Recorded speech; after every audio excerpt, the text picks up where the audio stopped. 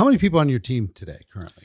Well, we've been in where we're now for about 16 months. Started just me and her, and over 71,000 people. 71,000 people. Months. How many have you personally sponsored between the two? Probably about 130. 130 turned into 71,000. Yeah. Yeah. So you think about all that's underneath those people, and we got about a third probably that are seriously. And let me tell you, it was building it. Phone call by phone call by phone call. Welcome to the Excellence Project. My name is Eric Worre, and today I have two network marketing superstars, Steve and Gina Merritt. These people have been around for 3 decades now. They've built big businesses, and they're going to share some of their story, some of their lessons learned along the way, some of the wisdom that they've gained in that experience. I think you're going to get a lot of value. So with no further ado, let's jump into my conversation with Steve and Gina Merritt. So Steve and Gina, how are you guys? Excellent. Thank you. Excited to be here, Eric. You just get in last night, this morning? Yeah, we just flew in late last night from Palm Beach, Florida. Nice. Thanks for coming all the way over to Vegas. Yeah. Thanks for having us. I'm happy to have you. Yeah. So we've recently become connected, recent friends. Yeah. But we've both been around a similar period of time inside of this profession. Yeah. So we'll kind of go do a back and forth. Right. Yes. What's the origin story? Where'd you come from, Steve? I'll ask you first, and then I'll ask Gina. I grew up in Wisconsin, water ski capital of the world. My dream was to be a world champion, ski on the U.S. Water ski team. So I came to Florida, started training down there, and that's where I met Gina. I actually found a ski school there and asked them, is anyone get a job here? They said, well, if you pay us $300 a month to work here, you can have a job. And then I said, hey, can you help me find a job to pay to work here? But little did I know that those coaches they were like the best coaches in the entire industry, taught me how to be a world champion.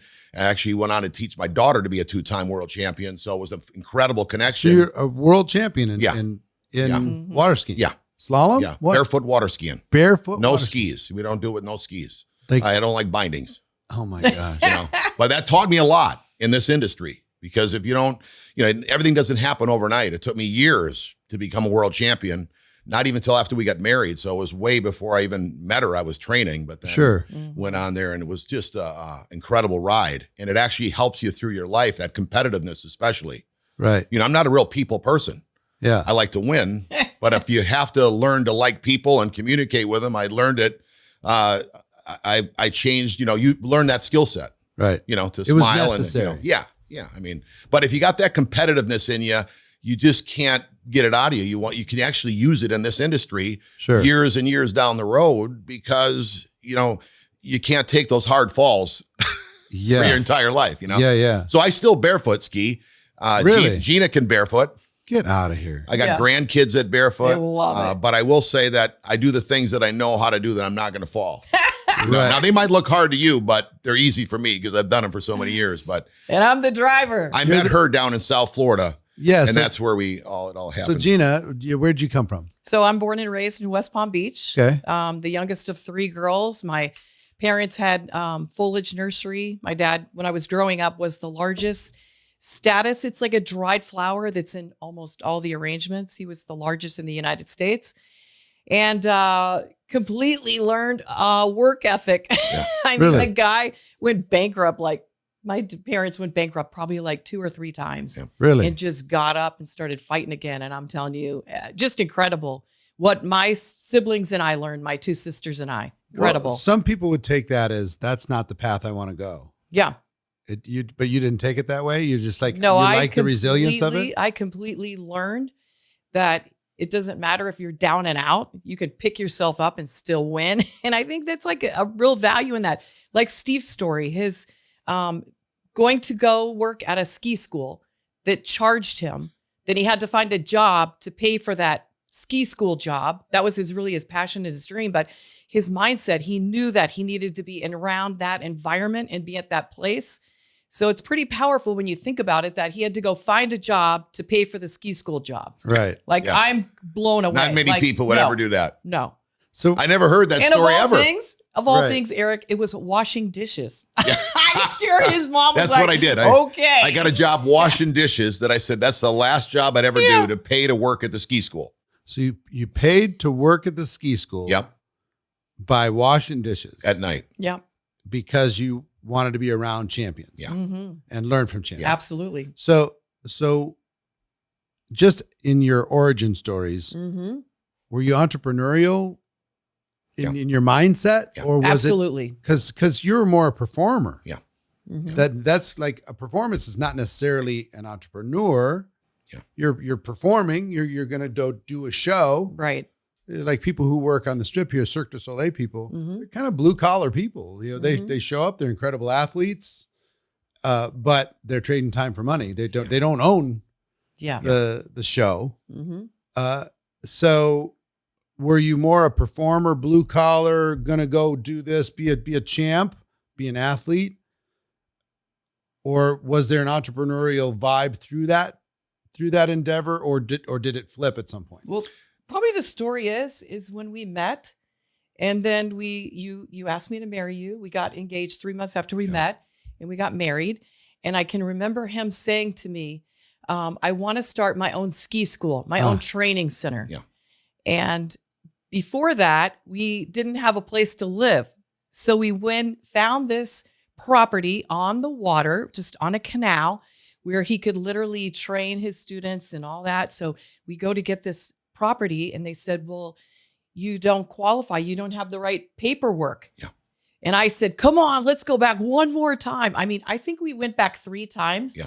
Finally, the guy that was in the office, he said to you, if you teach me how to barefoot water ski, you will get the loan. And I'm like, we can teach him. We can teach him. Yeah. But because of the way I was raised, I pushed him. Yeah. Go back She's one more always time. been an encourager. Go back one more time. The whole time. And he went back, and then he got the loan. Huh. So then we got the house on the lake. We got married. Then he started his own ski school. Whose and idea was it to switch? Because your path was to become a champ, world champ. Oh, and he was. And so you were an actual world champ. Yeah. I won the world championships in 1990 on the Yarra River in Melbourne, Australia. Wow. Yeah. So the key that, going back to your question, goes back to me growing up. Okay. My dad was a manager at a men's clothing store, and the way they made him work, and he only had $2 in his pocket, I always said to myself, I'm never going to work for anyone. So that was a mindset, like I'm going to get out of where we're at. And that was very different than what many people say. And even my siblings, they kind of saw this as the norm. I said, no way. I am I'm going to not work for somebody. So I was already thinking that. Then I worked at a ski school where I had to pay. Then I worked at some ski schools that I worked for. And I always said for years, they came from around the world to train with myself at schools before I had my own. Now, this is before I was married. And I told every year I'd say to them, because they'd come year after year, I'd say to them, I'm going to start my own training center. And they'd always come back and say, how come you didn't start it yet? Just wait. So it wasn't until I'm about to get married, now I got a reason, your dream. I can't be working for somebody. I got to have my own.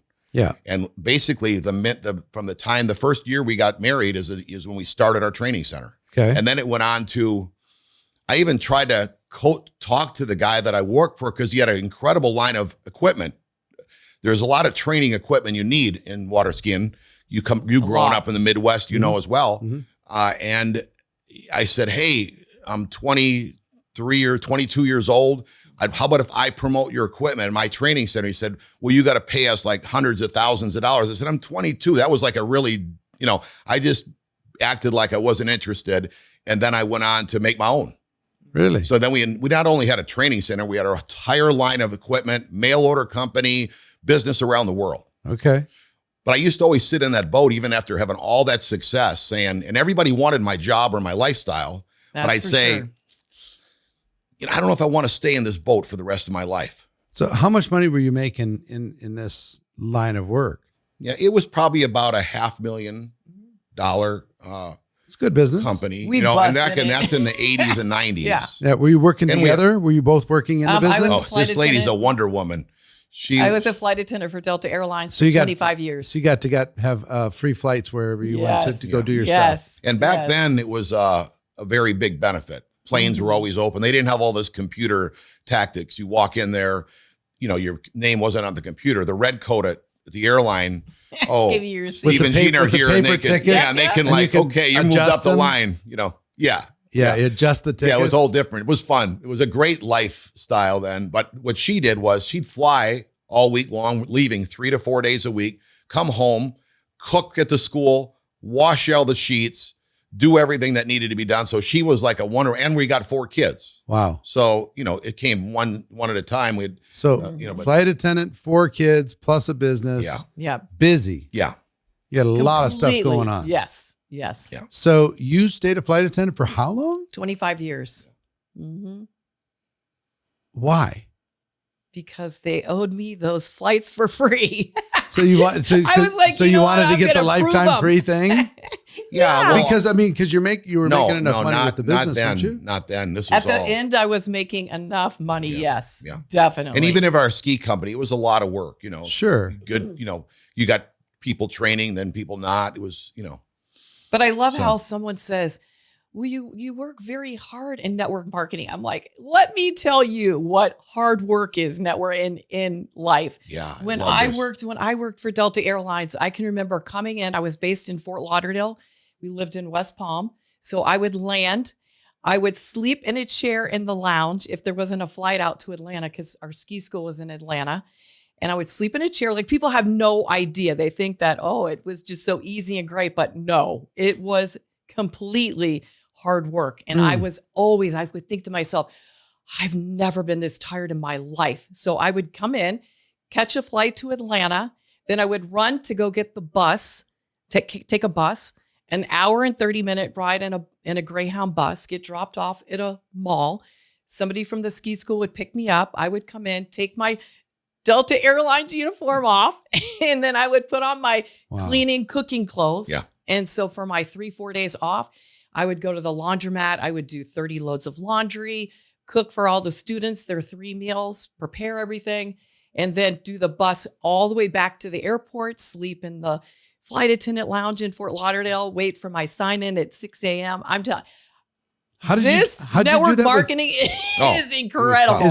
How'd you do it with the kids? We had nannies. We Nannies. negotiated. We said, you want to be a world Students. champion, which they did. Yeah. Then The kids? Yeah. No. No. The nannies. The nannies wanted Nannies. to be world They champion. wanted to oh, be. So they would Yes. work at the school. Mostly their job was to watch the kids while we were, and they were learning to be at work, you know, off whenever the students were done, then they were on the water. wow. So we, it was interesting. Interesting. We So- traveled the world. We had a blast, you know, it was incredible. We did. We traveled the world. Yeah, we took her Incredible. family, her mom and dad all over the world. They had a blast. I got to tell you a quick Delta story. Okay. My mom worked for Delta. Mhm. She worked for Masaba first, and then they got connected to Delta. She became a gate agent. And my mom had her to all her friends, and she would do all her gate agent stuff, right? And they ended up changing the policy. So every family member, including me, Mhm. got flight benefits. I'm like, this seems dumb, because I'm like, I fly millions of miles. I still have the flight benefits. I haven't used Yeah. them forever.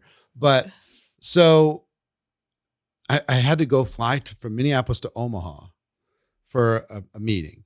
And it was just a quick trip, but it was like $1,000 from Minneapolis. It was like a tiny flight, but they Right. were charging, because they didn't do it that often. They charged a lot of money. Yeah. I'm like, well, this is stupid. I'm going to try this. I want to try this flight benefit thing. You know, I'm a diamond, all that Yeah. stuff. So I hadn't done it. So I go, my mom helps me book it, whatever. I fly to Omaha. I have my meeting. I come back, and I'm sitting in the gate area, and there's this guy who is the gate agent. His name is Chad, remember? And he's talking with his friends, and he's eating some food while where people are getting ready to, which is, so it's kind of weird. I'm looking at it. I'm just sitting there. I don't know the process for a non-rev person to be Right. able to get on a flight. So I'm like, I walk up and I say, excuse me. And you know, I have to get his attention a couple times. I'm a non-rev person. I've never done this before. Do I check in with you? Do I, he said, I'll let you know. Sit down. Go sit down over there. I'm like, okay. So I went and sat down, And he starts going through the boarding procedure. And there's an elderly gentleman who's probably in his late 80s who's sitting there. And he doesn't ask for people who need extra help. He starts asking the zones.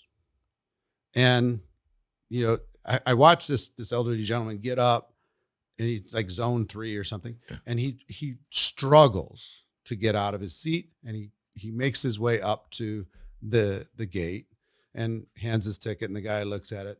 It's not your turn yet. Go sit down. Tells to this old guy. And with kind of a snarky look. Yeah. And first of all, he should have pre-boarded this guy. And the guy struggles to get back to his chair. And I'm watched the guy at the gate with this little gleam in his eye. As soon as the guy's butt hits the chair, he smiles and says, "Now boarding." The group that this guy was in. Jeez. And he has a little chuckle, right? And I see red. I see my grandparents. I see this is not good. I am pissed off. I don't say anything, but I'm not happy. And the guy never complains. He shuffles up, and the guy's kind of like giggling behind the counter. And I hand my ticket and I go on, and I grab my phone and I go on Facebook, and I said, "Chad at gate 36, at Omaha Airport for Delta Airlines is not a nice person for the following reason. And I hope somebody's paying attention, because this is not right." And I just post it. I let it be. And I go on my flight. The next day, my mom gets called into the office. My mom. And they said, "Is this your son?" And they point to the post. And she says, "Yes." They said, "Well, he was a guest of ours on this flight." And she said, "Well, he's also a diamond, just so you know." "Yeah, but on this flight, he was a guest. He was our guest." So they suspended my mom for I think 30 or 60 days, took away her flight benefits for those 30 or 60 days. And I wrote a letter, and I just said, "You're missing the point. This guy's a problem." I didn't mean to embarrass you, but this guy embarrassed you. Yeah. He's the problem. Yeah. I hope you do something about it. Yeah. Yeah, we understand. So they did. My mom was so mad, and she had finally got to her retirement thing, so she could keep her flight benefits. Yeah. So she just said, when the suspension was over, she got her benefits back. She said, "You guys, see you later." She still flies on their behalf. She still flies. Yeah. But good for her. But anyway, that was my little Delta story. Oh, Everybody's got an airline story, right? Yeah. Back when we started, our first flight together, she's a flight attendant. We're going on our honeymoon. They're like, "If you want to sit in first class, you need socks and you need a tie." Because back then it was very prestige, in the 80s, Sure. So I went down. Luckily, it was one of them shops in Palm Beach in the airport that was like, not they are now. They're like, they had everything in there. Yeah. So they had a tie and some socks. I put them on, and they let me sit in first class. But it was crazy. Yeah. Funny. So anyway, you guys are scrambling in 500 directions. Yeah. Yes. You've got a ski school. You've got your nannies that you figure out a way to make work. Yeah. You've got travel. You got 4 kids. Yep. At what point do you realize there's more to life than the ski school can give me? I don't think we were really looking at that point, other than I always said to myself in the boat. This was actually before I really was saying, I don't know if I want to do this forever, because I was really into it, and we were like having a blast, and we were young. Mm-hmm. But I will say that another one of Gina's encouragement moments, we wanted to run our school in Florida and Georgia, Atlanta, because not in the wintertime, everybody doesn't come to Florida. They'd stay where they're at. Mm. So in Georgia, more people could fly into, and they like to come, somewhere where it's not, Florida's known so hot and everything. So we're looking forever to find a place that we could run the training center out of, like on a lake or at a marina or at a ski shop. I couldn't find one. I was up there looking for weeks. I tell her I'm giving up, just like I did on the mortgage thing. I'm giving up. And she says, "No, try one more time." I walk in this guy's beautiful marina right on the water. Mm-hmm. And I say, "Anyway, we could run my training center on here. My name is Steve Merritt." He said, "We'd love to have you. Give us a couple points out of the till. run your equipment here, run the training center. We'd love it. And it was a huge showroom. Yeah, we were having a the blast. whole entire showroom. And I respected this gentleman. He owned the marina. One day, out of the blue, he says, man, you and Gina would just tear up this business that me and my wife, Beverly, just heard about. And you've got to take a look at it. And he planted the seed. Curiosity, never told me nothing other than, you got to see this. We'd never heard of network marketing, none of we're busy living our lives, never heard of it. I'm skiing on the water. This was 1987 or 88, somewhere in there. Same as me. That's when I got involved. So that's when he said it. And it went on for months that I'm saying to him, Jerry, when are we going to see this opportunity? Well, you and Gina got to be together, and Beverly's got to be, it's got timings, right? So months, I'm like, now I'm like, oh my gosh, as soon as I see it, I'm in. Whatever he's talking about, I want to, you know, and finally we got together. And when he drew it out, the circles, I'm like, my eyes lit up, because I always said, one of the issues with barefoot skiing especially is who wants to barefoot ski? I need something that everybody needs. Right. I love franchising. So I want to be the owner, though, of the franchise. I don't want to buy a franchise. When he draw them circles, it lit up. From that point, I'd never look back as far as what the potential could be. Now, it was a big struggle to begin with. And I got a 3-year strategy to save all the young folks and anybody that wants to win faster for them from that experience. But when I seen it, I was like, oh my gosh. I said, get us one of them kit things right now. And he said, oh my gosh. He said, I don't have one. I'm like, we waited all this time. We're at dinner. You didn't bring one? Yeah. Go back to your house. Go get 2 of them, because I'm going to sign up my best friend as well. I just called up my best friend. Mike is like my brother, even though he's my cousin. I'm like, Mike, you're getting in business with it. We're starting today. Oh my gosh. And this guy, and then from then on, it just, you know, we went from there. It took a little bit longer than I thought, because everyone that came to my training center, they were attorneys. They were business owners, owned crane shops, crane businesses. I mean, they had credible opportunity, you know, big businesses to afford to ski with me. But they all said they were miserable. Like they all wanted you got the life. You're here in Palm Beach skiing every day, your own training center. You have got the life. We want to be you.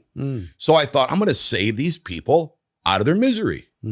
But the minute I drew the circles for them, they were like, oh my gosh, I wouldn't do that. Or what? I'm like, then you're going to stay miserable? I mean, I love what I do, and I'm doing this. So it wasn't like I was doing it out of desperation. I did it because I wanted someday to be free, but it doesn't like I had to do right that minute.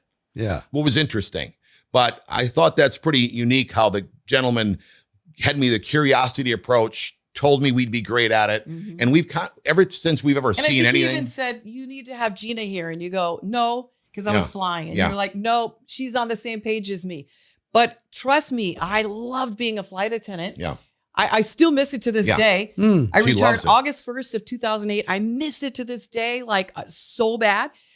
But I always knew when I was on the airplane, I thought there has to be a way out of here as I'm pushing the beverage cart, or I was back when I started. No answer, but thinking about it. What do you miss? They didn't have meal carts. What do you miss? Oh, just the people. I could literally sit on the armrest and talk to a brand new family and become completely so connection with the customers. Yeah. With the, yes. Huh. And like little kids, people would be like, if this window opened, I'd throw my kid out. I said, no, you're not, because I'm going to walk him down the aisle and he's going to help me pick up. But I just loved it. And I knew that. She did. I always, like when you work for the airline, especially a flight attendant, you don't get to pick and choose who you're on, who your coworkers are. So you get, like randomly seniority. So I would think, oh my gosh, did I get some of the laziest girls? And I would be the only one up and down the aisle. But I thought, there's got to be a way out of here. There has to be something better, even though I still loved my career. So my mindset was thinking that every time. And I never really communicated it with him till he came and said to me, Jerry offered this opportunity. Yeah. We need to look at it. We can make blah, blah, blah. And we were all there together when he showed it. And I will say that even when we were like rocking it in networking, you know, completely rocking it. Okay. She still wants to be a flight attendant. So we would have to go to a convention, or we earned a free trip somewhere, So you're not supposed to do this, but she'd say, can you take my trip? No, I can't. for $200, can you take a day? 200? No, for 500. I mean, I forgot what we'd be like sending cash everywhere just so she could keep her job. And we got all these people working for her during her hours, which is very, very like fun. When we had a it was crazy. convention Yeah. But So, I mean, that's how it was. We don't normally talk about companies, but what was the first company? Amway. Amway. Yeah. Wow. Yeah. Yeah. And I it was just had a everybody else heard about Amway except Gina and I. We never heard of it. I had a conversation with one of the Jaegers last week. Yeah. Oh, yeah. And we're gonna have another conversation next week. But so this is a good training ground. Yeah. Right. You're working hard. Excellent training ground. Yes. Building this thing. I want to circle back just for a second on the airline thing. Was it a combination of the people and also kind of once you get the seniority and you're kind of at the top of the pecking order, that you don't want to give that up because it is kind of nice. It feels nice to be able to have the privileges that come with that. Absolutely. Is that a piece of it? Absolutely. Interesting. Yes. And we love to travel. So I think that with me hanging on, you just never know what life's going to throw you. So we knew we always had that flights for life. Yeah. I mean, come on, look at somewhere. her. Kids She's have like it. It's born to like- be a flight attendant. Look at that look. I mean, Yeah, right. I mean, when she was a flight attendant, they had to wear exactly 3.5, am I right?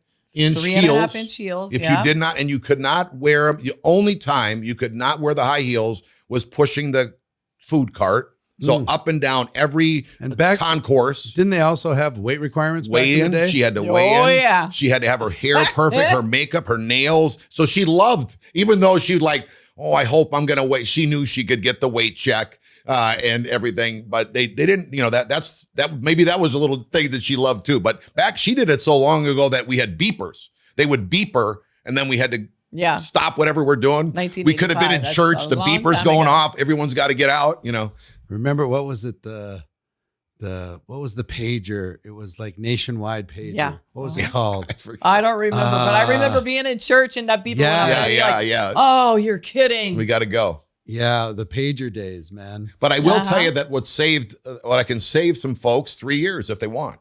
Took us 3 years to hit a rank. Maybe it was called gold or something like that. 3 years of struggling and working hard. Okay. And we had a great upline. It was a pediatric adult neurologist. This guy was like top of the top, and he's running around me, a barefoot skier that negotiated his way out of high school, right? So we're going to places, but we're showing cousins, we're showing broke flight attendants and broke water skiers. No one else had their own company. So, but that was our mindset at the time. Look for needy people, look for people that, easy to call. So we were one day after all the tapes and all the books and all the conventions that we went to, getting our confidence, or maybe I should say mine, because she was always confident. She says, why don't you call the dentist that I used to work with? When I met her, she was a dental assistant. So I called the dentist and say, hey, remember me? You came to our wedding, Gina's husband. Yeah, come on over. If he didn't sign up at that moment, right then, say, hey, I got another dentist we need to go show. We signed him up. Then he showed me an accountant. Then he showed me an attorney, the county commissioner, the mayor. Yeah. We're in our early 30s and everybody following us was in our 50s. So my main focus to learn from that is if you're young, it's great that you're doing. I love mentoring the young folks because we started in our late 20s. But I want to encourage you to not only show it to your young friends, show it to their uncle, show it to your friend's uncle, show it to your friend's mom and dad, and use the credibility of the people that are older in your business. And that really skyrocketed. We went to the second highest rank and never went out of qualification for years and years. Even if you're more an older person or mature, you might get in that habit of most people, I took her dry cleaning to this dry cleaning place. My Delta airline uniform. Yeah. So anyways, but I only spoke to Betty, and she's the lady that took the laundry. And she was easy for me to talk to. But I had learned now, this is after the second time go around, after we moved to our next company. We only signed up in 2 companies in our entire life of 32 years, only 2. So, but I learned at this point, which already saved me time. That's people wonder, why do you go through the ranks so quick? Because you know who to talk to. Betty is the owner here. I've never met him before. Now, the owner's got 6 of these dry cleaners. He knows what's going on in business. He's not afraid. He's a risk taker. Betty's easy, and I'm not trying to prejudge or take anything away from her, but let him sponsor her if he wants to. Who's the owner? And I said, hey, Scott, is there any, this is a shot in the dark, but I'm onto something big with some business owners. I've been talking to a lot of them. They all say they love what they do, but one day they'd like to sell it, but maybe they could get a way out of here one day. You ever think of that? But you need to have like an income that's coming in even when you sell your company. I think of it all the time. What do you got? This guy, he came to our home meeting a day early. I mean, that's how fired up. I mean, you got to talk to people that maybe are not the easiest people to talk to, get your confidence level up. And you know what? Even if you can't say the wrong thing to the right person, but you got to talk to those people. Gina always taught me, I learned it from her being a flight attendant for all those years. She'd do that. Most people don't listen to the talk, but I'd always want to listen to her when I'm on the talk, when they have all their equipment and they say, these are the procedures that you got to do if we have an emergency. So she'd always say, hey, if there's a emergency and the oxygen masks go down, make sure you put your own on first and then your kids or anybody else you need to help. And that's why I think a lot of people, I've always used that in this industry. I'm going to put the oxygen mask on me first, then I'm going to go try to help all the needy people or the people. Sometimes you just want to pay them money. I'm not saying you're paying them not to be in your team, but I'm just saying that you might have to just donate money to them, because how much of a project can you have? I mean, seriously, you want to help. You got to help your own family first, and then you can bless other people how you want. But a lot of times people get in this needy mode and they're only looking for limpers or needy people. Like if you're in a wellness business, they're looking for limpers, but the only people going across that stage are people running. There ain't no limpers. You know what I mean? Because you're in a wellness product, you think you need someone that's got some ailment or something, but realistically, the people winning don't have any ailments. So you're mesmerized. Somehow you got the wrong thing because you got such a great product. You might have a really, really unique product, but you're looking for people that are go-getter. They're not afraid. And that's by you putting that oxygen mask on yourself. You're going to go find people that really want to get out of their way. And who would have thought it's interesting how there was very negative flight attendants on the plane. And here you got a gal that's positive, and she's like, the guy you ran into. Here's a gal who's so fired up. You would think she'd be the last one looking to get out of what she's doing because she loves it. Same with me. I love being a pro athlete. Who would even think that I'd be looking? Point is that's a very good message for everyone out there to think the people you don't think would ever do this are the ones that are looking the most usually. They'll never tell you. No. They won't share their weakness with you. I'm trying to get, because you say you struggle connecting with people. He does. I'm trying. She don't. I don't. Well, she is a natural. I'm trying to see that in you today. Obviously, 30 years later, you have a different posture and you've learned some different skills. And I think too, like when we started network marketing, and I remember I used the analogy of you and you're in the boat with all the students. And he'd be like saying, oh, it's hot. We got to get done. They're tired. And I'm like, listen, if you twist it and you make these guys have so much fun in the boat, they'll all come back. Guaranteed, without a doubt. They're all obsessed with being you. They're obsessed with being the best on the lake, for the next year. And people save so much money coming to him. Hey, I got to tell you a funny story. When I first met her, I'd put her in the boat with me, and she was laughing so hard. Every time I brought her in the boat, she could not believe people paid me to put him through that much abuse. This guy I'd have to stop her.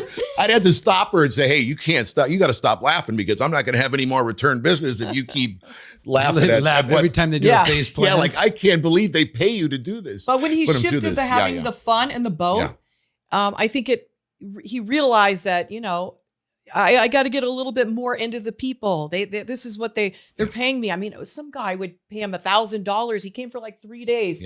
And he was like some surgeon. He even flew on his private plane. And the guy, the face plants he took, I thought, wow, how would someone ever in their life?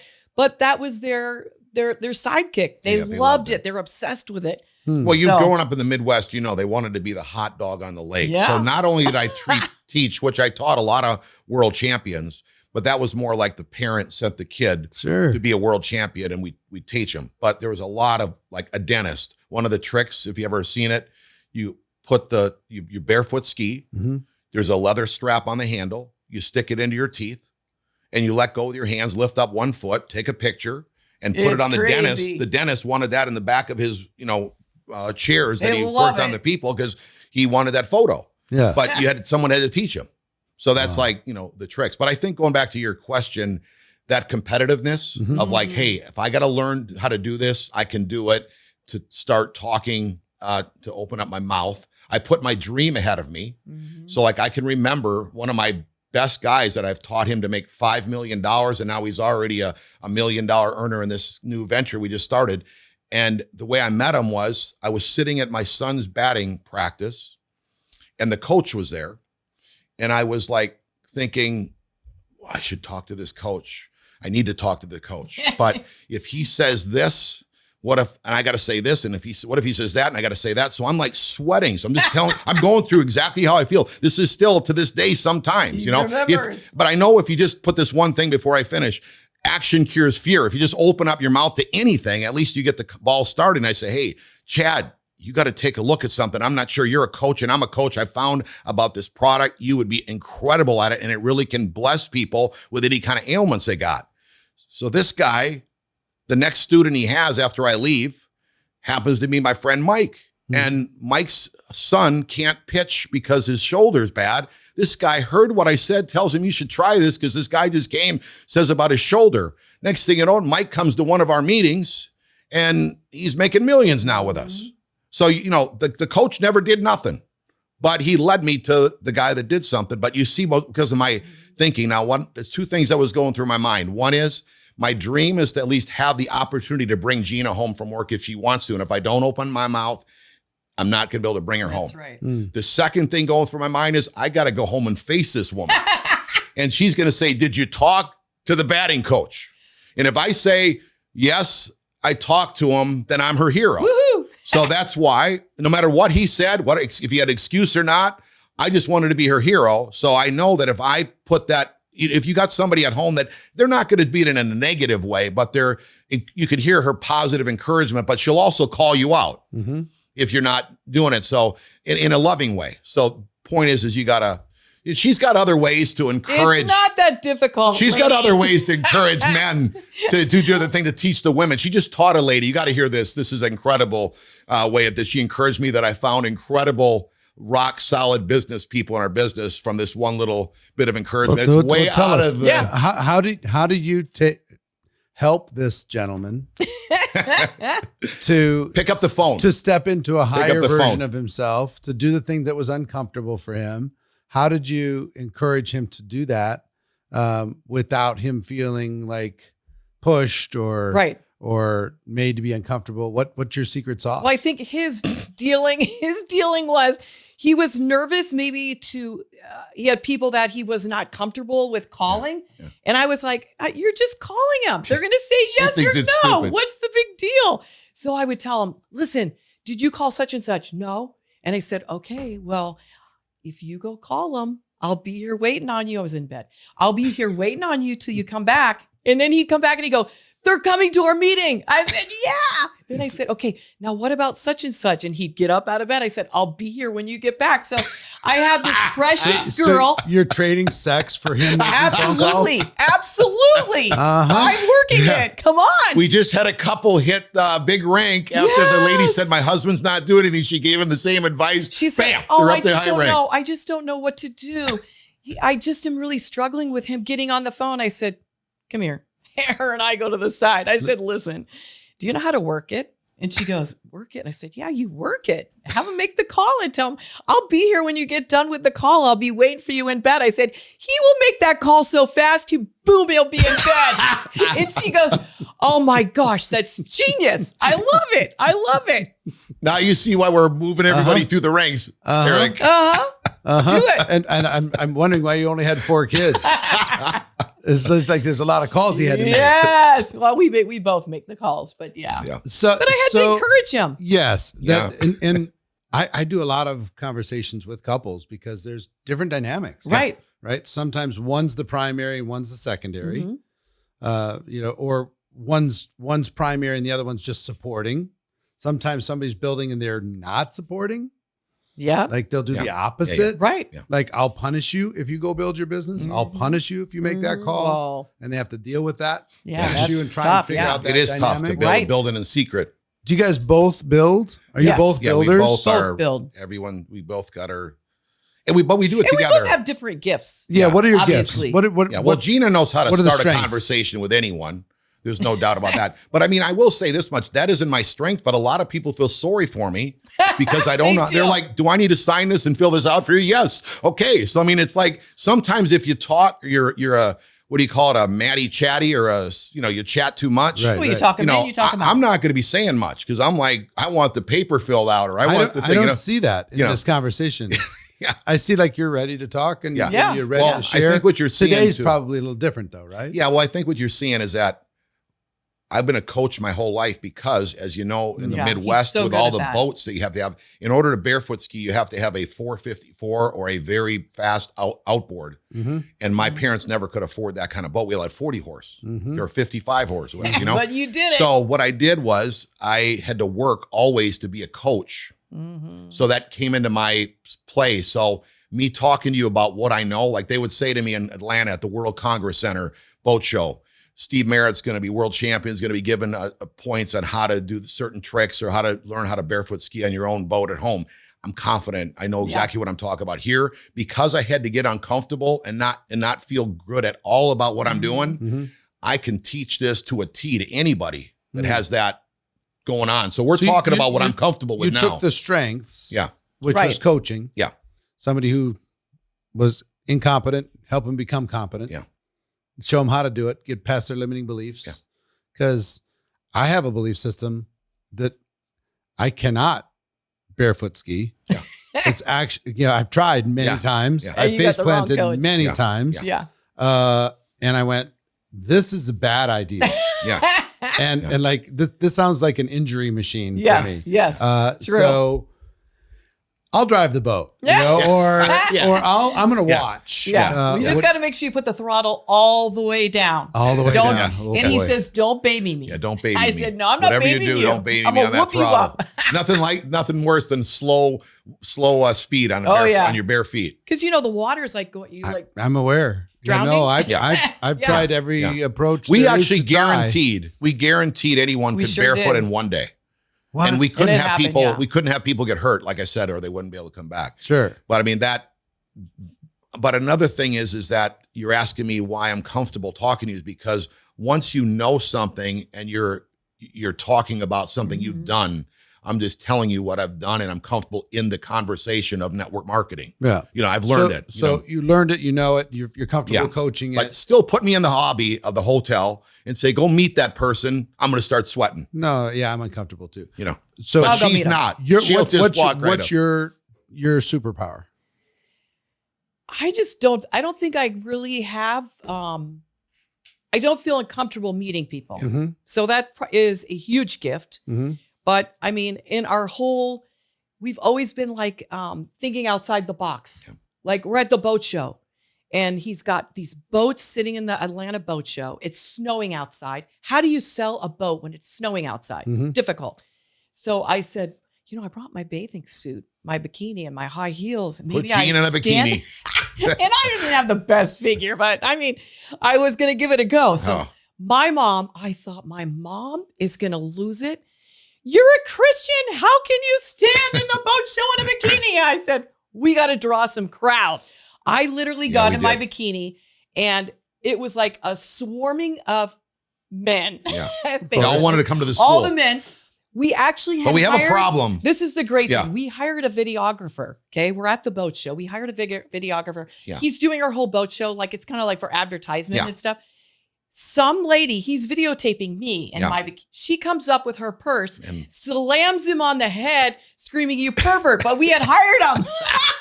I mean, we got some good stuff. Yeah. My parents go to eat and it's like up in a in the loft, World really Congress up Center high. up there, yeah. And my mom and dad said, we weren't really happy when you did this, but we see what the crowd drew. So you're willing to do stuff. Yeah. Yes, You're willing to go yes. outside of the box. You're willing to Get uncomfortable. But Get she's a very uncomfortable. big encourager. I mean, she'll encourage everybody. If you don't have a person encouraging, I'm more of a competitor. I'm like, what the heck are you But doing? But I'm Being very a competitive coach, too. You know, We're both yeah, competitive. but she's Sure. in a loving way, more like remembering to encourage. I got to be told, remember, you got to encourage the guys. who recruits more between the two We of do you? the both. We do Yeah, the same. probably the both, We do the yeah. same. But I will say that you would think because she's comfortable talking with people that she would recruit the most.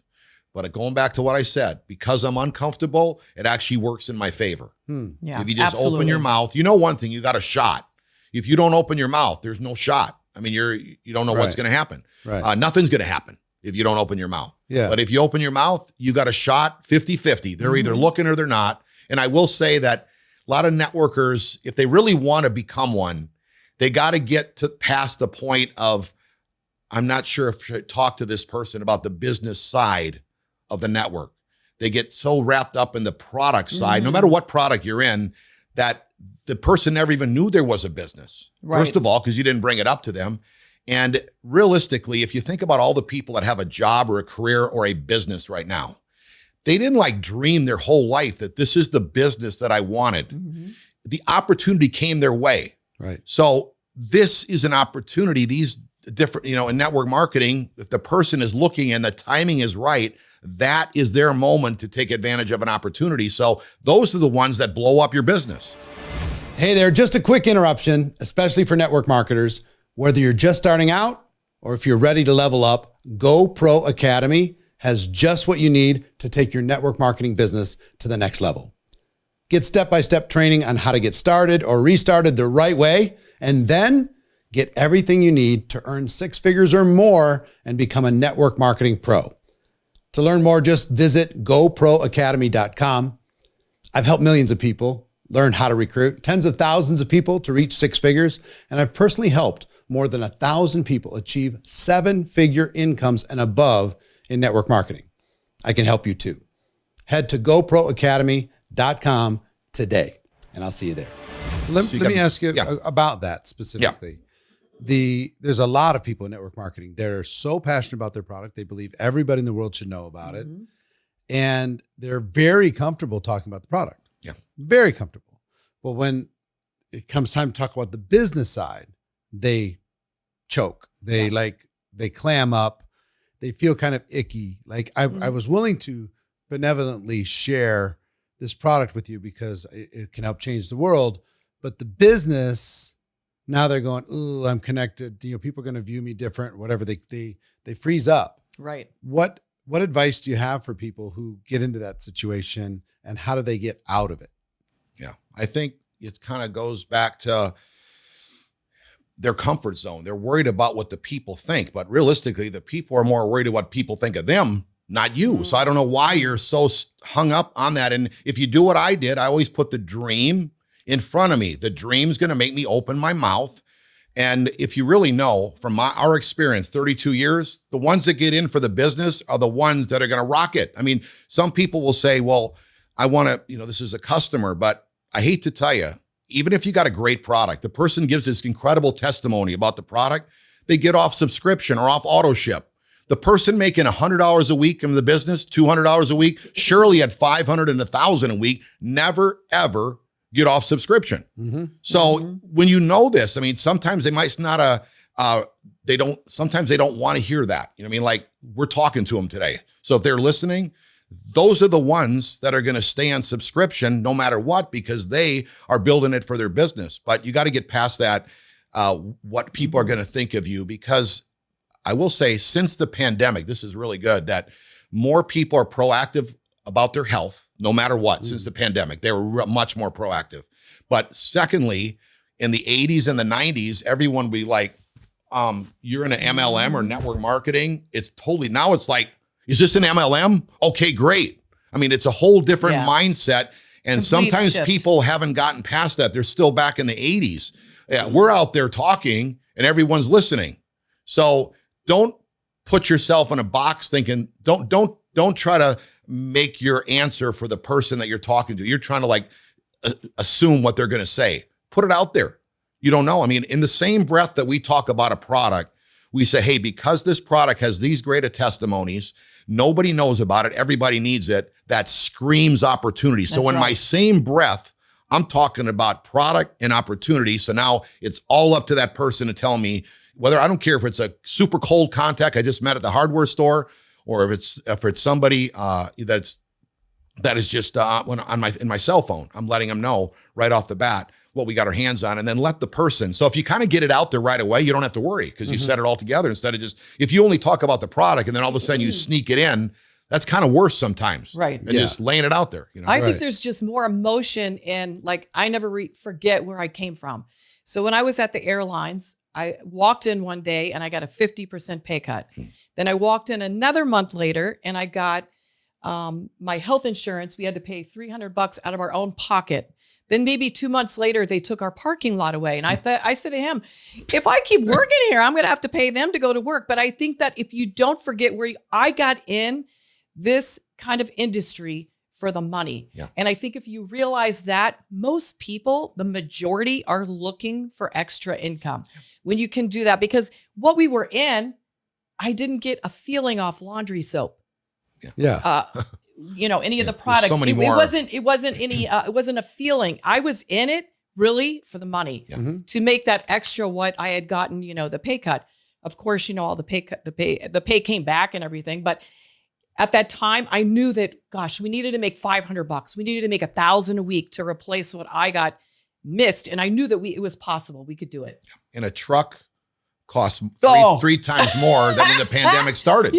And people's raises haven't been keeping up, and their kind of attitude was in the 80s and 90s that my job or my company, my boss is going to take care of me. Everyone has woken up. If they haven't woken up, they're still sleeping. I mean, something has gone wrong, because now everyone has woken up that they got to do something, and there is nothing better than a non-brick and mortar, no employees, no overhead. Absolutely. You can't get started. Most people don't even have It's emotional. Most people always dreamt to have their own business, but they never had the guts to start. The risk to reward for any network marketing company is so much greater because compared to the cost it starts to get in a conventional business. So if you talk to them the right way and help them, I haven't had one person I've ever shared that didn't want the end result of a network marketing company. Sure. Never. Sure. It was That's always, a fact. they tried to make an excuse, but it was what you said, their self-esteem. Usually it's themselves that's holding them back. They don't want their friends to know that they're whatever they picked in their career wasn't or they don't see themselves doing this. Or that, yes. Right. This was not my model. If they understand the industry and what it offers, and what you literally, the dollars that you put in, what you're going to get back is completely mind-blowing.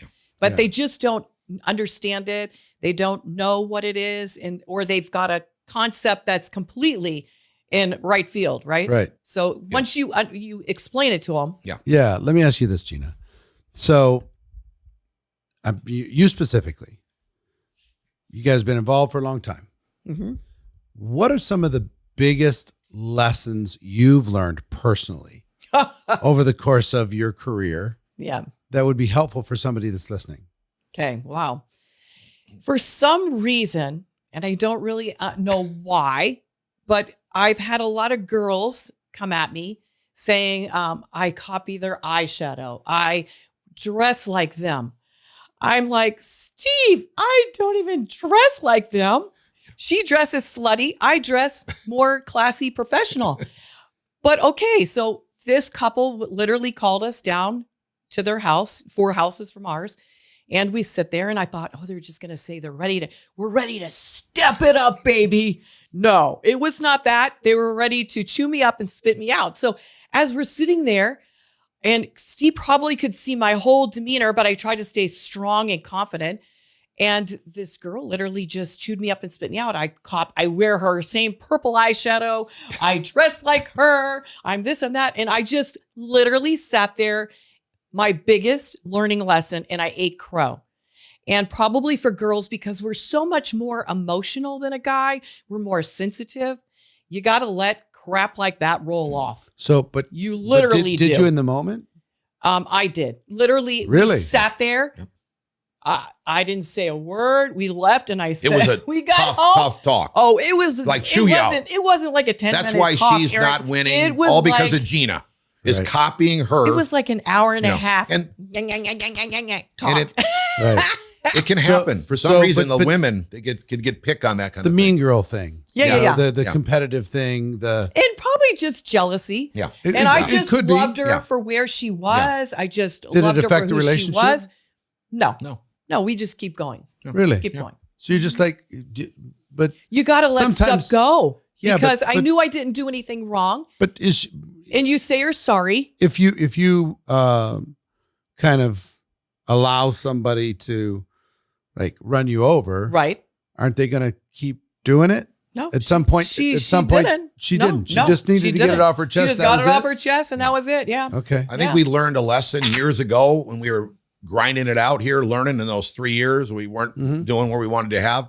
Our upline used to always say, you want to be rich or do you want to be right? And that is something So that we he really- always would say to me because, us girls I would say that to her are all the more time. like, the way I feel between him and I, we need to be more right or be heard.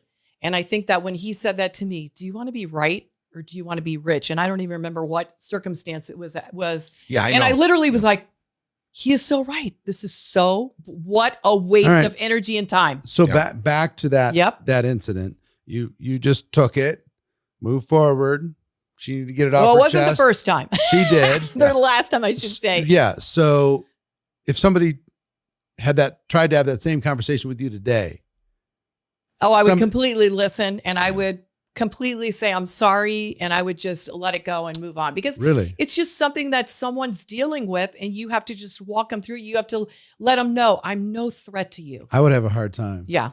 Like if somebody was like, if somebody was doing the, Yeah. my wife or whatever, I would just like, hey. Yeah. And I've actually recently I had a girl come to me and said that so-and-so said you're going to take all her glory in recognition. Mhm. And I said, but have I ever Mhm. got up and spoken that I did all the work, even though I'm by your side? And she said, no. And I said, then let it go Mm.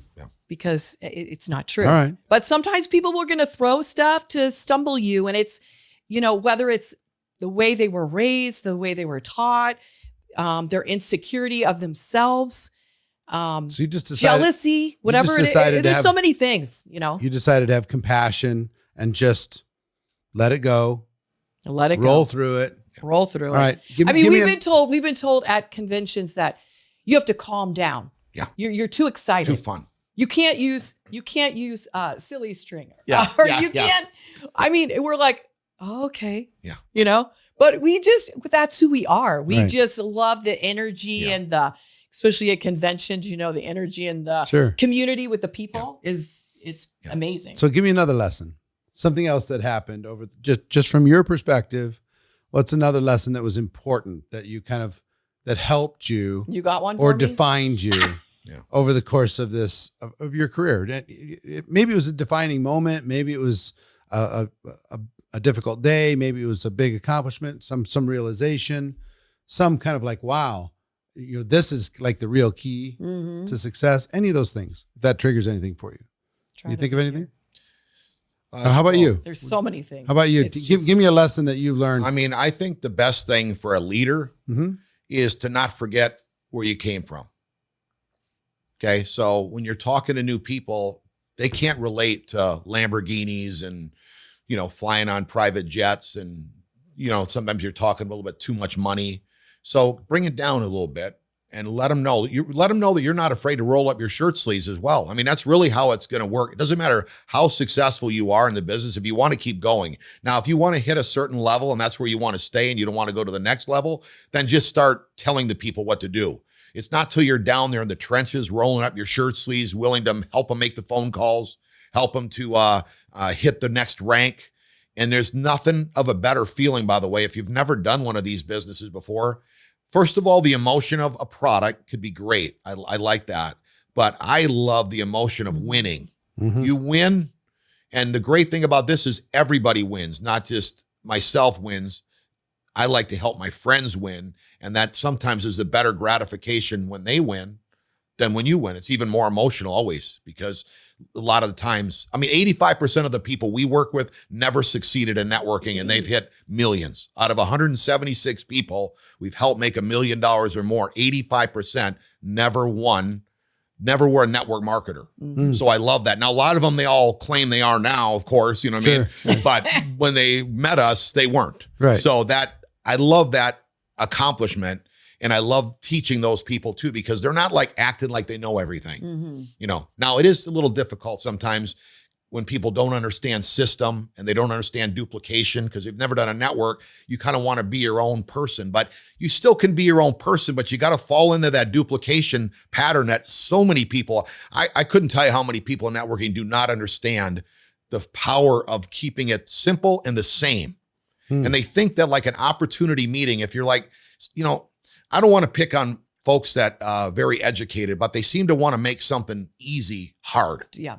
Because they can't believe that when they go on to an opportunity meeting, that it's the same, that they should be on there. But they missed the point. They need to be at the event, or they need to be in person on the Zoom, for instance, with guests pointing to them saying, look at this. Like we made millions and millions over a 15-year span, watching the exact same video every night for 15 years, acting like it was the first time we seen it. Did you see that? Did you see that? Yeah. Okay. And many people think that, well, I shouldn't do that because I've already seen that movie, or I've already seen that presentation. No, it's not about you. It's for you. Who taught you to keep it so fresh? Because it's easy for people to get bored. Yeah. I'm bored with this. Yeah. I'm bored with that. I think our mentality is we don't want to make life complicated. Like, you know, in any other career that you're in, you've got to be really good at it. Okay. For instance, flight attendant. If you don't know what you're doing, people are going to get hurt. Okay. Me, I was a sales rep after being a pro athlete. And if I didn't know my pitch, the people that are going to eat my lunch. Okay. So I love this because, okay, if you're a doctor, you better know what you're talking. If you're a dentist, people are going to lose teeth. If you're a home builder, the house could be crooked. Here, the worse you are, the better it is. You don't have to be perfect. You can always say, hey, I can get you in touch with my upline. I just got started. I don't know that yet, but you can get started.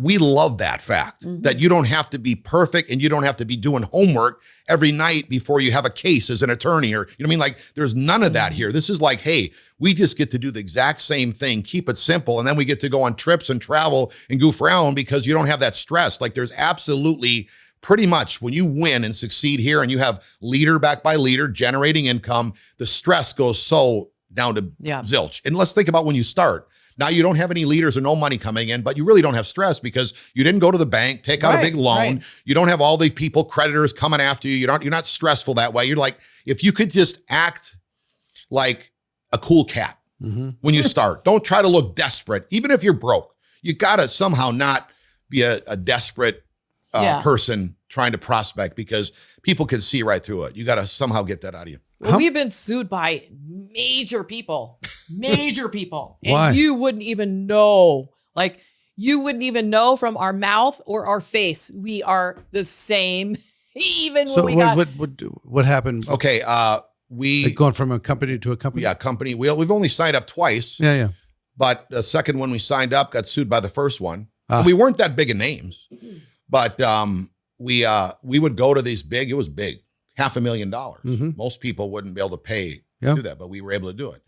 But point is, we're just defending ourselves because we didn't do much. I mean, we hadn't done anything in 7 years. Yeah. And then because we started doing something, their businesses tanked. But I think it's a good lesson for people because we would go to this deposition and go to our convention the next day. No one even knew we were there. Game face on. No one knew. Nobody knew the whole time we ever did it. I mean, and we've had different type lawsuits and everything too. But point is that Hang 10, you don't from his ski school. They thought that the bare feet looked like their bare feet. Yeah. But they saw they saw us at the potential. They saw, oh my gosh, these guys are going somewhere. Guys are Let's squash them when we can. But again, we still won it, but it's still a lot of work. On But point is that you're going to go through some stuff in your life. Yeah, you can't show it in this. You got to push through a bit. Be a little more leather to your skin, and I think maybe too that people they don't like if they put a lot of money into it, they have more of a where they don't have that give up spirit. Yeah. Where because of it's such a low startup that they have more of a give up spirit. Yeah, and I mean we're like going to a meeting in Tampa or something. I don't even know where we were going. Yeah, we get on 95. Our van completely breaks. The hood is smoking. I look at him and I go, we got to get to this meeting. No cell phones back then. No, we grab our hanging clothes. We grab our bag, my purse. We start running down I-95. Yeah. I've got my thumb out. Some guy is flying and he pulls over and he goes, he like threw open the car door and he goes, get in, hurry up before somebody sees us. And I'm thinking, oh my gosh, Steve, our kids are with a babysitter. No one knows where we're getting in this car. And so we're driving with this guy and he's like, where do you want to go? And we're like, to the Palm Beach airport. We were like 7 minutes from there. We're going to rent a car. But see, most people would have said, oh, our car doesn't work. But no, we are determined. We're going to get there for our team. So, but a lot of people would say, no, my car's on the side of the road. No, we didn't care. Take the car. What I'm hearing is obstacles don't really matter. You're going to find any business you're in. Use the obstacle. Right, You go through it with a positive attitude. You get smashed. You get criticized. You just keep a smile on your face. Keep moving. How many people on your team today currently? Well, we've been in where we're in now for about 16 months. Started just me and her, and over 71,000 71,000 people. Months. How many have you personally sponsored between the two? Probably about 130. 130 turned into 71,000. Yeah. Yeah. So you think about all that's underneath those people, and we got about a third probably that are seriously. And let me tell you, it was building it. phone call by phone call by phone call, because when we left our last organization, it pretty much tanked. And we tried our hardest to make it happen. And then we just looked at each other and we literally, because we're Christians, we started praying for 1 year, the right company, the right product, the right ownership, God's favor. And we knew absolutely when we saw this product that was everything that we had prayed for. Right. There was completely no more discussion. We were like, it was done. Right. Well, that's easy for her to say. This guy still had to make them phone calls. Right. And it don't matter who you are, calling people at what level of success you've had or didn't have. And we were down, if you kind of heard through that. Sure. We were down and we were able to pick ourselves back up. So that's very interesting. And I had a doctor friend of mine say, I tried that company with another doctor team and it will absolutely not Never work. Yeah. So like if somebody else has somebody, I have people all the time, even today, saying such and such told me this isn't going to work or this and that. I'm like, okay. What was your comment? My back to the doctor? This is a very good friend of mine. Okay. And I said, watch me. Watch me. All right. So you got to like have some attitude.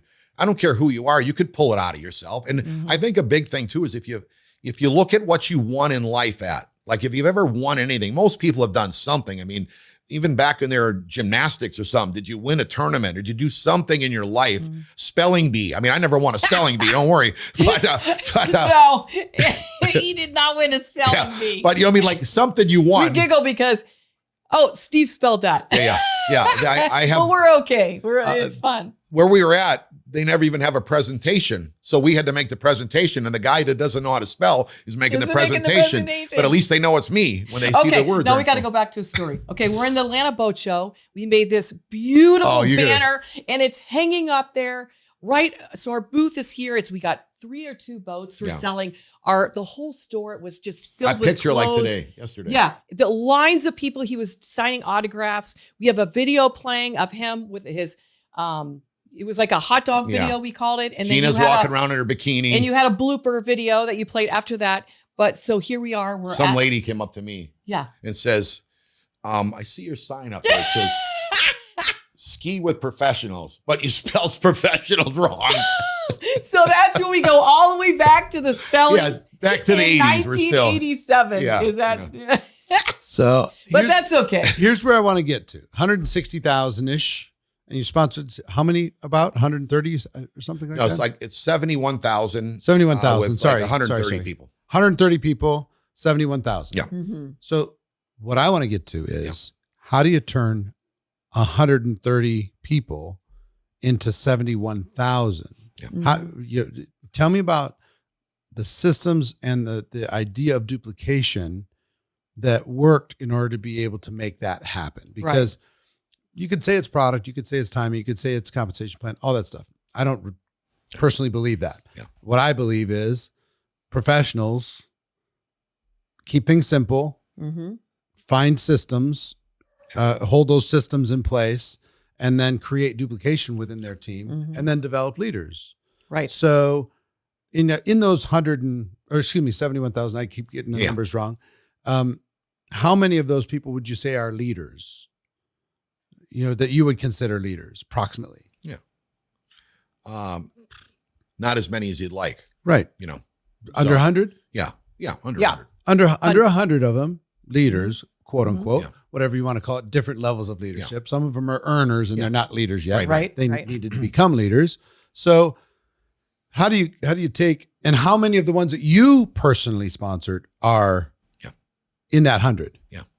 How many? Well, we just got awarded the #1 couple to help the most personals hit the highest rank. So how we're many good at it. how many personals hit their highest rank? About 20. 20. Yeah. So 20 out of the 100 and some. Yeah. Right. Did something. Yeah. And then a bunch of people did a little. Yeah. And then you were able to turn that into 71,000 people in a reasonably short period of time. Right. So talk to me about the importance of simplicity, systems, duplication, and how you actually do it. Right. If you can break it down for another person, what are the tea leaves that somebody could read and say, I can use that in my business? Right. Well, I think the first thing that we started was when we started making the calls, we called every single person. If we didn't have their number, we would message them, hey, give us a call, and give them, and they would call us, or here's our number. Yeah.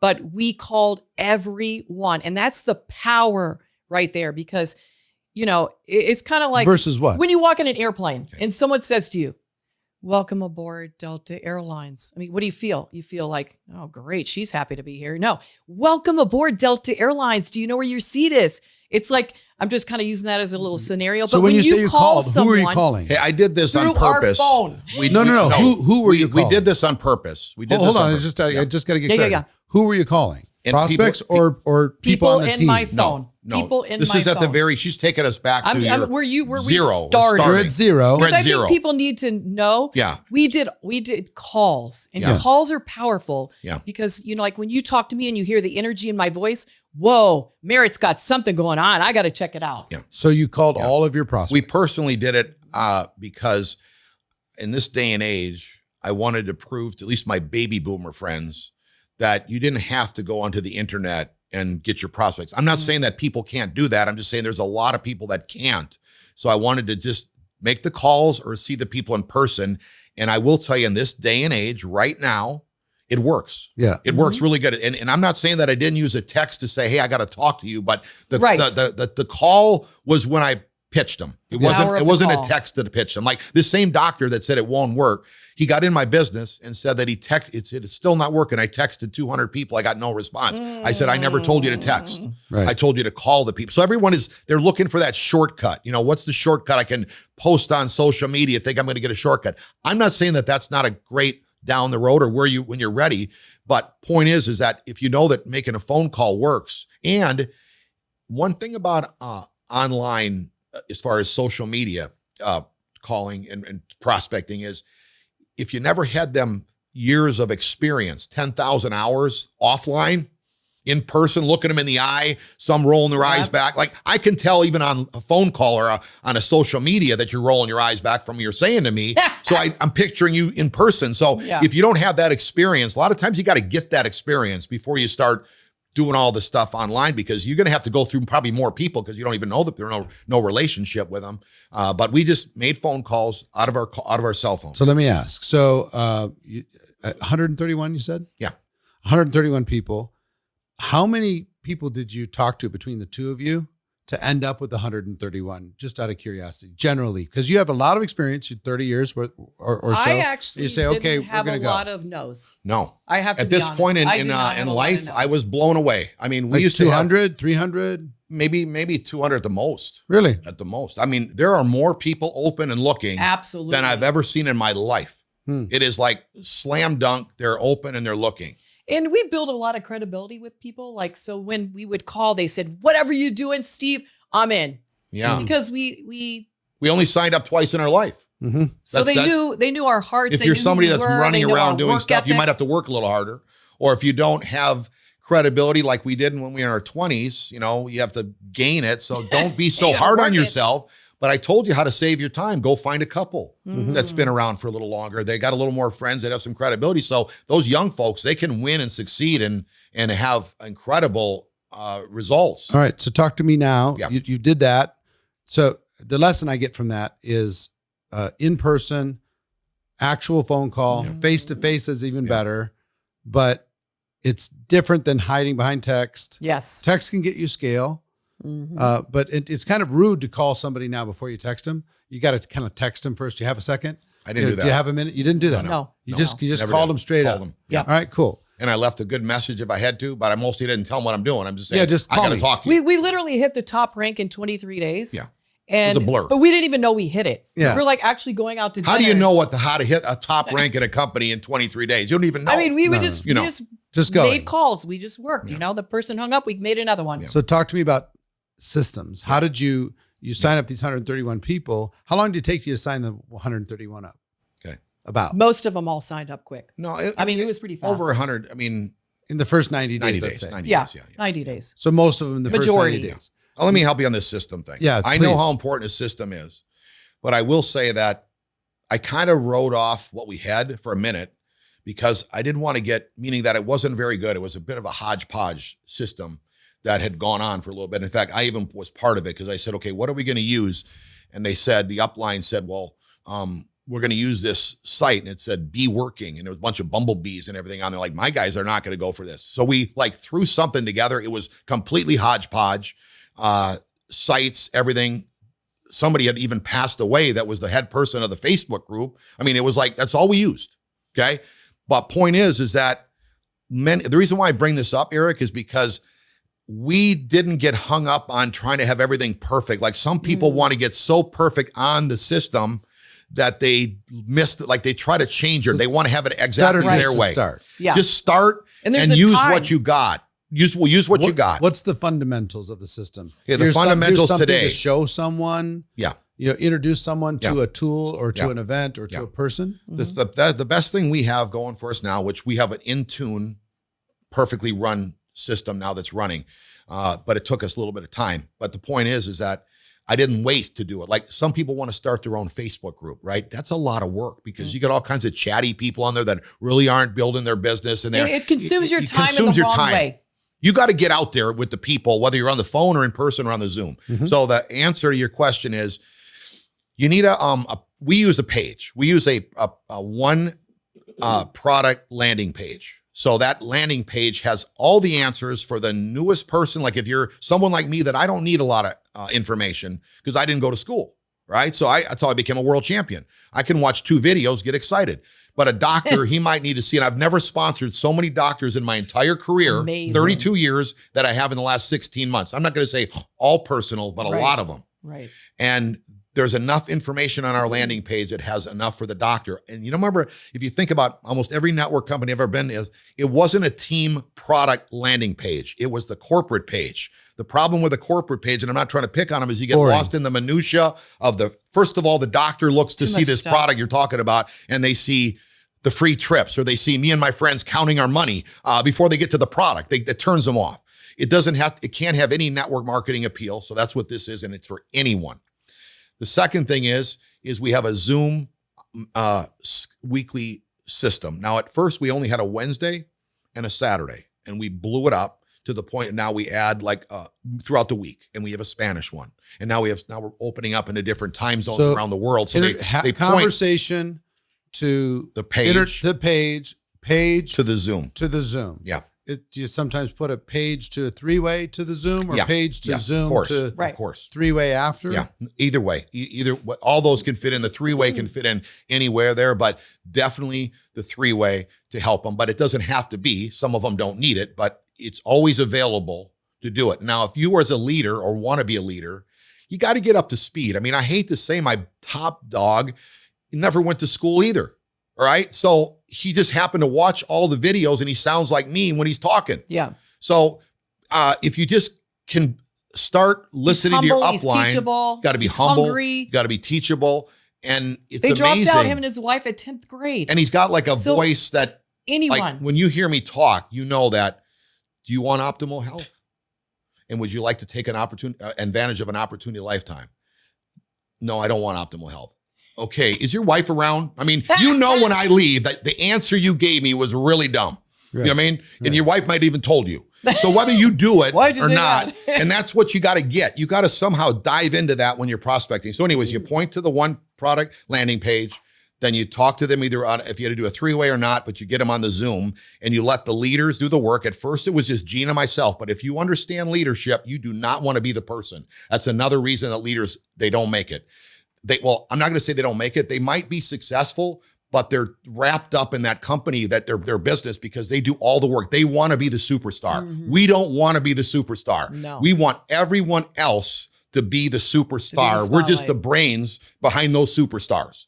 So that is a very big lesson for a lot of leaders to learn. They try to be the person. They want to be the person on every Zoom. We don't want to be on the Zooms. We started because I don't want it to mess. I want to make sure the message gets correct to begin with. But once I hear people repeating the same message, they're on the Zoom. Right. Same thing with our convention. We've already had our own team convention. At the time, it was the biggest convention the company had ever had in 19 years.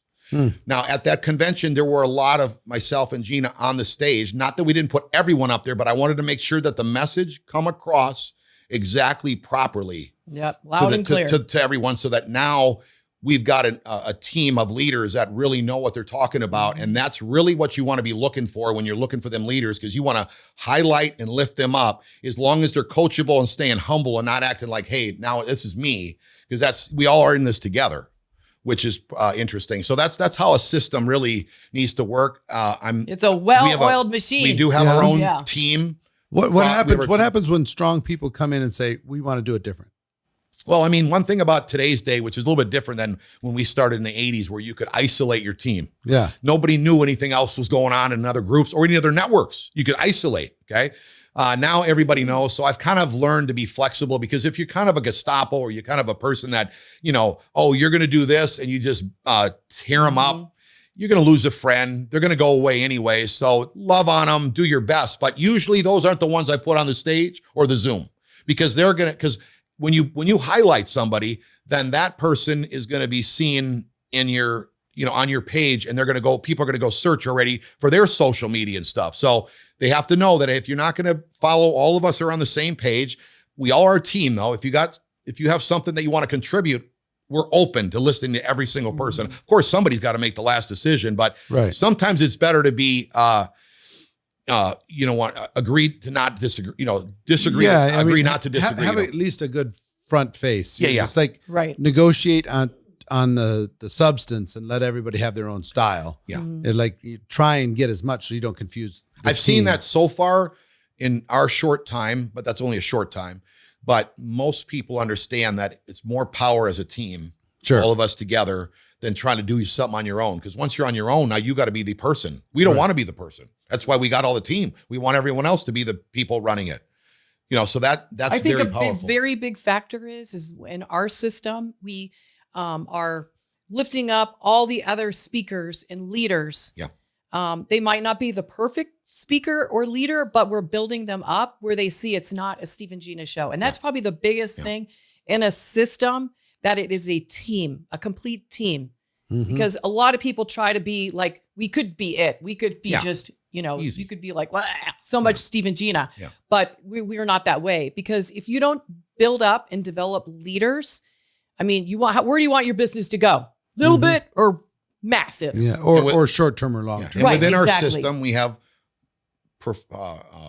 personal development. We've got our book of the months.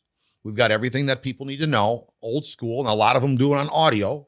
So that's no problem, but we're teaching them the leadership skills. So we're all like, how important is the personal development in your group? Probably more important than knowing how to build the business. Really? Because knowing how to build a business is like, and the reason why we do the thing that she said too, is that, remember when I went back earlier, that sometimes it can get boring if it's the same presentation, but when you have a plumber this week, a doctor next week, a manager the next week, then me and her come on. So it's like, you got all these different personalities. So it kind of brings it into, even though it's the same presentation, different people sound different when they're presenting. It takes great emotional maturity to do something you've done a million times, like it's the first time you did it. So like, you think about somebody who's been playing Phantom of the Opera on Broadway for 20 years, 8 shows a week. Mm-hmm. How do they and the one person seeing it for the first time, how do they give that performance? Mm-hmm. And you're like, well, that doesn't really apply to our business. Yes, it does. Yeah. Yeah. I was taught early. I had a great mentor who taught me that if you treated every single event like it was the last, the biggest, absolutely. the best, and you needed to be nodding with the presenter and you needed to be taking notes, even though you've heard the presentation 8,000 times, you need to be nudging the person next to you. You need to have the right enthusiasm. You need to be introducing people to others, doing all these things. Right. I learned these fundamentals of bringing fresh energy into very repetitive stuff. And if you're immature in our business, you can you'll just start adding things just to do it. And pretty soon you've lost duplication, you've lost simplicity, and you did it because you got bored. The prospect is the same. Yeah. You felt like you needed to add more stuff to it. The power of the system is amazing because like a couple weeks ago, one of our speakers, Kevin and Emily, they're doing our opportunity Zoom and it's like clockwork. Yeah. And she goes, well, everyone's wondering, how does this product work? But do you know how your cell phone works? Yeah. No, you don't. So it's like every time and a lot of leaders hear, grab that, like it's a very easy way to help on your next conversation when that comes up. We love it. We might have never said that, never have, so that's interesting. I can remember that one time we were at the Palm Beach Gardens Mall. We were sitting at a restaurant and it was a very sharp girl and her husband. I think he owned Cheney Brothers. Yeah. We're sitting at this restaurant and the gentleman was a CPA. Yeah. And what did he say to you? He actually said the power of it. He tried to take over the conversation at lunch with all the other prospects. And it was said, like, guys, I know how these things work. Yeah. They're repetitive. You keep doing the exact same thing. Like he's kind of like, it's a Debbie Downer. You know what I mean? I'm like, oh, kind of like being a CPA, huh? Because that's what his career was. I mean, and so point is that keeping it simple and duplication, you got to grasp it. You got to understand that's the way the business works. You want that. Yeah. That's the simplicity. He might not have went to college, but God definitely blessed him with wisdom, like some for that. Smart. Yeah, for the street smart, because that was such a powerful. And the guy's like, yeah, you're right. So in a conversation. One thing that you guys say is be predictable, no drama. Yeah. Yes. What does that mean by be predictable, no drama? And how does that affect your business? Well, I mean, the biggest thing that people are looking for when you're sending somebody to an opportunity Zoom is you want to make sure, like I've had a lot of uplines. I'm not saying they're my sponsors, but uplines or even meetings I went to that you brought them to a meeting and it was so strange that you didn't even get what it was all about. It was wild how crazy it was. I mean, I'm saying to myself, how did they even get to that rank? Right?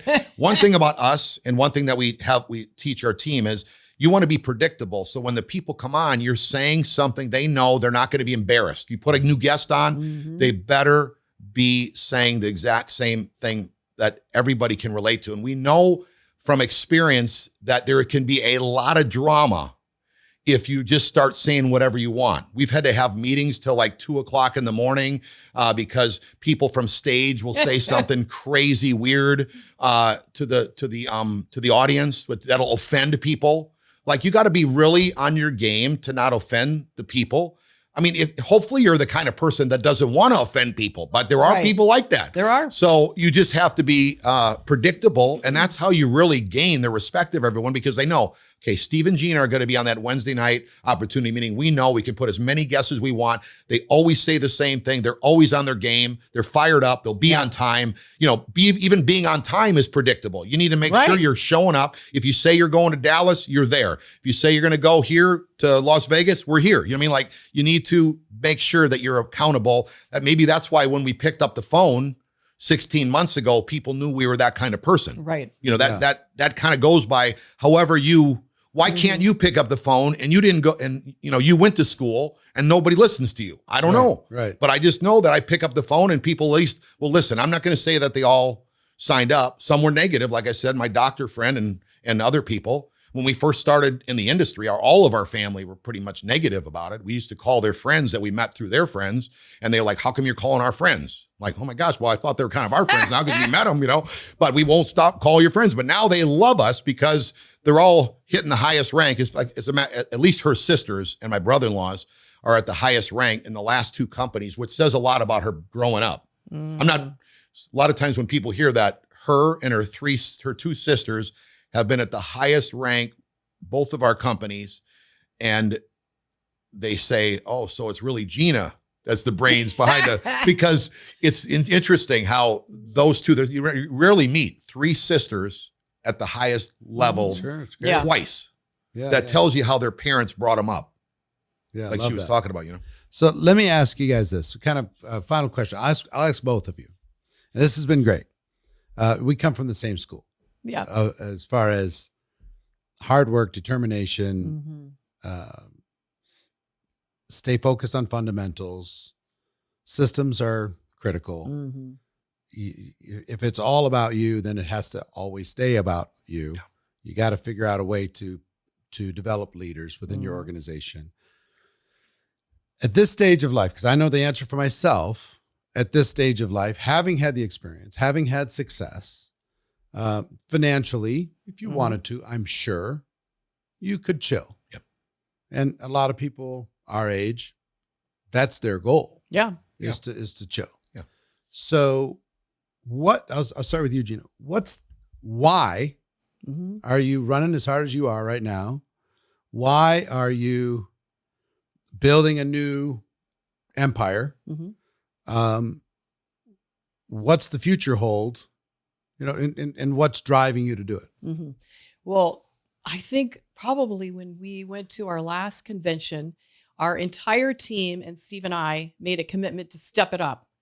So step it up. Yeah, step it up. Like everyone in the room that came to our room that, like we had our own team meeting, they're all like, oh, we'll step it up. Yeah. But I think that because it's not, if you're having fun on your journey, it's not like, I'm not sweating. I'm not building a dock. I'm not building a house where it's hard work. That's hard work. Yeah. This is not really hard work. Maybe you're going to get a little uncomfortable at times, but the rewards that you get are so phenomenal. And for him and I, it's like, I know where I came from. I know I got a 50% pay cut at work. I know we had to make this work. It had to happen. So I think that I know that when I meet the next family, maybe the wife is engaged and the husband is kind of like just watching. And I tell her, hey, keep doing it. When he sees the money coming in, baby, he'll be all on board. But it's almost like we're obsessed. I don't want to say addicted, obsessed, but we are. We're maniacs. We're complete maniacs because we love helping and teaching and building people. And because we remember where we came from. We needed this so bad. And it was something that we had took time and learned the basics, learned the fundamentals, did skill set, read a lot, learned a lot. Didn't think that we still, to this day, every Saturday, we have a teaching at 1:00. And him and I both, not just me, not just him, we both have a notepad and a pen. Why? Because you're always going to learn something from someone. And remember, when you write something down, you remember it 90%. But it's just little things that they say, little things that they did, little obstacles. Or one of our guys, Mike, he says, you know what? You meet this person, but then they're not interested. So you curve it around. I mean, we learn things like that. You shift. You're running into someone. They say, well, I'm not interested. Then you shift this way. It's like, you don't take it to heart. If people don't want it, maybe they don't see it. Maybe it's not the timing for them. You don't ever take them off your list until someone says, do not call me anymore. Yeah. But I mean, I don't even think we've ever in our whole industry have had someone say, don't call me anymore. Yeah. Because we leave a good feeling. Our hearts are right. Our hearts are pure. We know what we're doing in this industry. And I'm telling you, it's like taking it by storm. And it's amazing the people that are from our system that have gotten engaged in building and what they're building. It's like an empire. Love it. Love it. Yeah. Steve. Okay. Well, we were praying for that year for our phones to ring. So we want our phones to ring. It was really boring going through the rest of your life without your phone ringing. So we won it. Now, sometimes Gina will say, I'll say to her, oh, this person's calling me, and I'm kind of might be a little bit negative, not should be, but I could be. And she's like, remember, you This is what you prayed for your phone to ring. And I'm like, you're right. And I can't wait to talk to him. So I mean, I don't think there's some people that want to just ride out to the sunset and not do anything, but there's other people that, hey, I want to make a difference in as many people's lives as I possibly can while Come I'm still on, if around. a family can't even buy, let's just say they want to go get an Escalade, a nice Escalade, even if it's a GMC, Yukon or whatever. Come on, to put all their little children in to be safe. Yeah. You know, it costs a lot of money. Yeah. So we know that with what we have, we can do it for help people with less stress, get where they need to go. There is dreams. People got to dust them off, really. Yeah. You know, is after the pandemic, they got to dust their dreams off because this network marketing industry is so on fire now. Like for us, we're just getting started. Yeah. Yeah. And I'm 61, but I feel like I could run circles around 20-year-olds. Yeah. So it's just kind of like, I don't know where you're going. Do you like just sitting and counting your money? Not me, man. I get so passionate when the person texts me or they call me and they go, oh my gosh, I just broke whatever rank it is that the person broke. And I'm like, you are so amazing. You take a single mom and you can completely shift where she's going and what she's got because she's not alone. She's got us where we connect arms together, get them to the finish line. So let's go back to the very first time that I saw the circles. Okay. I seen the circles. My eyes lit up. I start talking to people. I love what I'm doing as a pro athlete at the time. Yeah. Loves it. I have to admit my biggest calling, you're going to love this, since I've been in network marketing, is to change people's perception of what we got our hands on. Nobody to this day, the most public, you'll interview big business people and you'll say, what would you do if you lost everything? And they say, I would start a network marketing company. And it's blown. The other people can't even believe, they think it's a joke, but they were serious. Yeah. So that is a very big goal for me to this day, especially right now. I mean, I didn't think with as down as it was 16 months ago that could happen. But now I'm seeing in not only our business, but in other companies, this explosion happening. So I really believe I've got more of a vision than I ever did before that we can help change people's perception. And it has to do with being classy. It has to be with doing the right thing. It has to be with not throwing people under the bus, not being rude to somebody, being positive. And really the message of this whole industry is the message of hope. Because this gal on a plane, even though she loved doing what she's doing, she could see at 30, somebody doing what she's doing 30 years longer than her, 60 years old, in the tube. That's her in the tube if she doesn't do anything different. But it's not only the flight attendant. The real estate person knows. I don't care how big deals you close. There's another gentleman or gal that closed just as big a deals and they're still across the desk from you. Same thing as you're a dentist, a doctor, an attorney. Even if you're a very high-end attorney, you still got to keep your foot on the gas. Yeah. When you start helping leader back by leader, the business in network marketing takes on a mind of its own. Oh, yeah. You can't stop it if you tried. So if you do want to you go see your daughter's piano recital, or you want to go take a vacation or have a vacation after vacation, you got the opportunity. But most people, that's changing their perception. They think that you're still working hard. No, when you have a system, you got an upline that knows what they're doing. You don't have to keep your foot on the gas like you do in any other career, any other profession. I haven't seen anything like this. And you could hear the passion in my voice that I still love this industry. And we haven't tried to be, as you know, the king, we're not full of the king ourselves. speakers or whatever in the industry. We're just like, no one hardly even knows us. We're just rolling up our shirt sleeves to help people win and succeed. But now that I see this window that we can all really change the mindset of what people think around the world because they're open, I think we all need to step it up, like Gina said, and really be real with the people, but go to work and help everybody win and succeed, and not look for we only know how to build it from the ground roots, the grassroots. We only know how to build it from organically build. And that's what I love about this industry. I've not liked, as I got more into it, you hear the different maneuvers and way that people build it. I'm talking about building it honestly so that everyone knows when they're brand new, you did it the same way they had to do it.